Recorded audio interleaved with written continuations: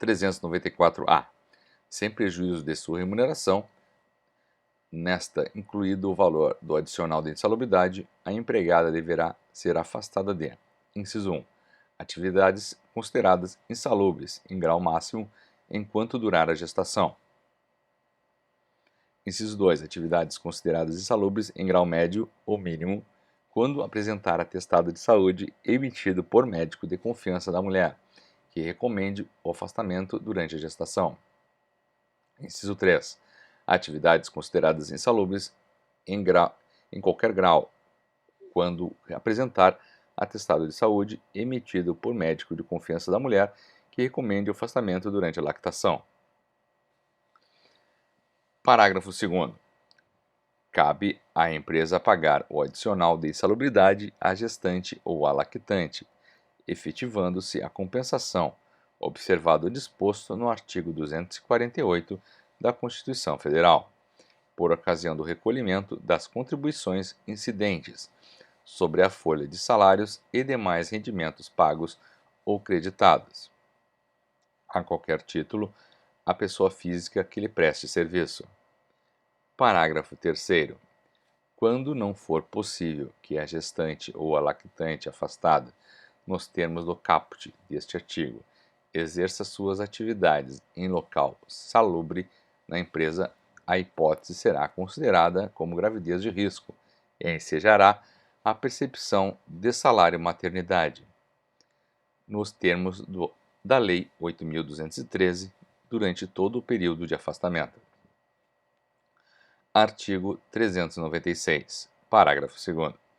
Os horários dos descansos previstos no caput deste artigo deverão ser definidos em acordo individual entre a mulher e o empregador. Artigo 442-B.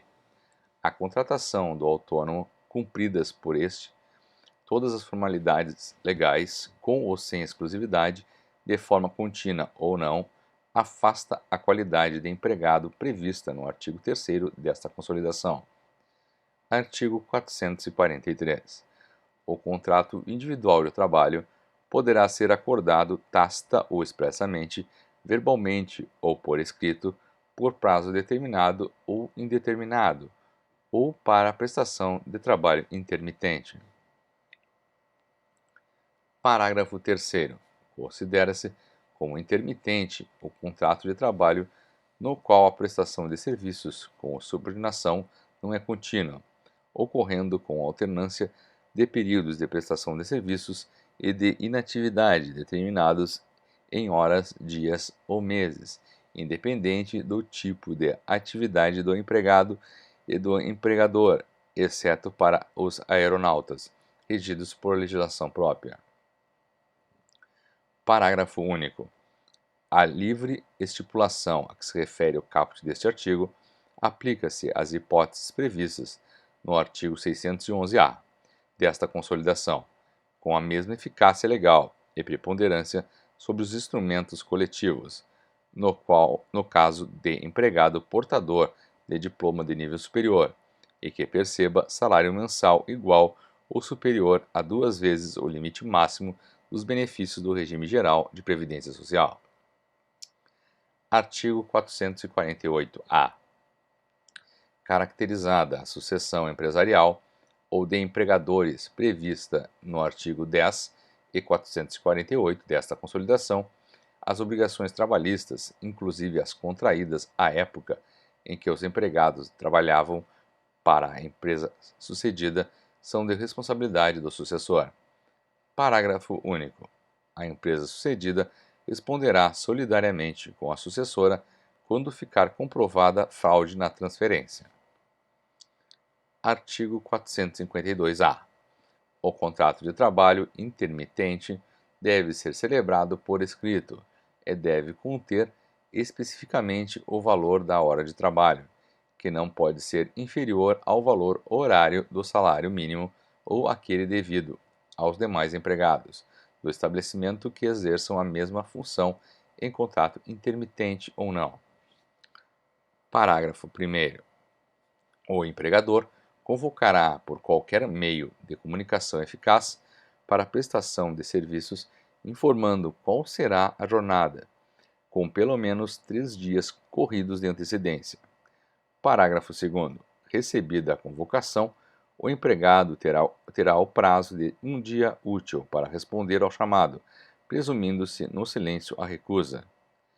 Parágrafo 3º. A recusa da oferta não descaracteriza a subordinação, para fins do contrato de trabalho intermitente.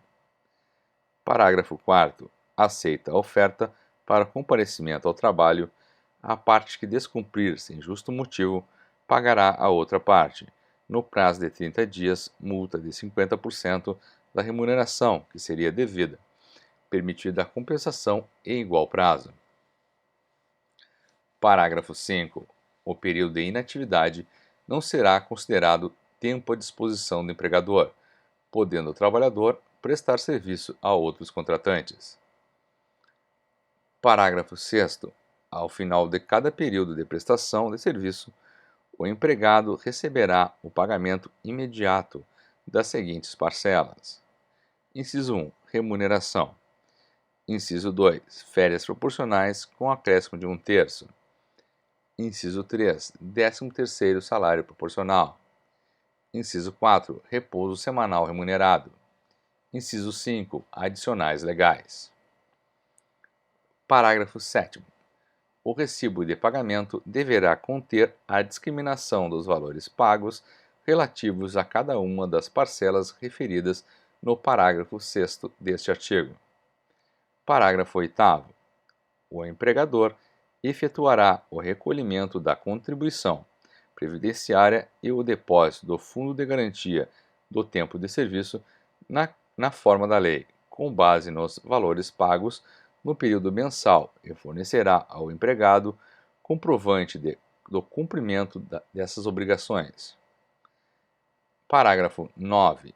A cada 12 meses, o empregado adquire direito a usufruir, nos 12 meses subsequentes, 1 mês de férias, período no qual não poderá ser convocado para prestar serviços pelo mesmo empregador.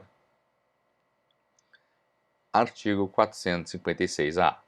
Cabe ao empregador definir o padrão de vestimenta no meio ambiente laboral, sendo lícita a inclusão no uniforme de logomarcas da própria empresa ou de empresas parceiras de outros itens de identificação relacionados à atividade desempenhada. Parágrafo único. A higienização do uniforme é de responsabilidade do trabalhador, salvo nas hipóteses em que forem necessários procedimentos ou produtos diferentes dos utilizados para a higienização de vestimentas de uso comum. Artigo 457. Parágrafo 1º. Integram o salário a importância fixa estipulada, as gratificações legais e as comissões pagas pelo empregador. Parágrafo 2º. As importâncias, ainda que habituais, pagas a título de ajuda de custo, auxílio alimentação, vedado seu pagamento em dinheiro, diárias para viagens, prêmios e abonos, não integram a remuneração do empregado, não se incorporam ao contrato de trabalho e não constituem base de incidência de qualquer encargo trabalhista e previdenciário. Parágrafo 4º. Consideram-se prêmios as liberalidades concedidas pelo empregador em forma de bens, serviços ou valor em dinheiro a empregado ou a grupo de empregados, em razão de desempenho superior ao ordinariamente esperado no exercício de suas atividades. Artigo 458. Parágrafo 5º. O valor relativo à assistência prestada por serviço médico ou odontológico, próprio ou não, inclusive o reembolso de despesas com medicamentos, óculos, aparelhos ortopédicos, próteses, órteses, despesas médico-hospitalares e outras similares, mesmo quando concedido em diferentes modalidades de planos de coberturas, não integram o salário do empregado, para qualquer efeito, nem o salário de contribuição, para efeitos do previsto na linha Q do parágrafo 9 do artigo 28 da Lei 8.212. Artigo 461. Sendo idêntica a função, a todo trabalho de igual valor prestado ao mesmo empregador, no mesmo estabelecimento empresarial, corresponderá igual salário, sem distinção de sexo, etnia, nacionalidade ou idade. Parágrafo 1º.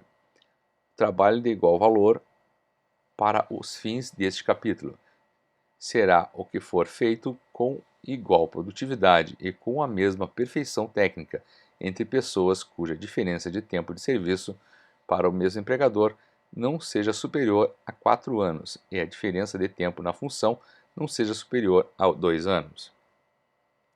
Parágrafo 2º.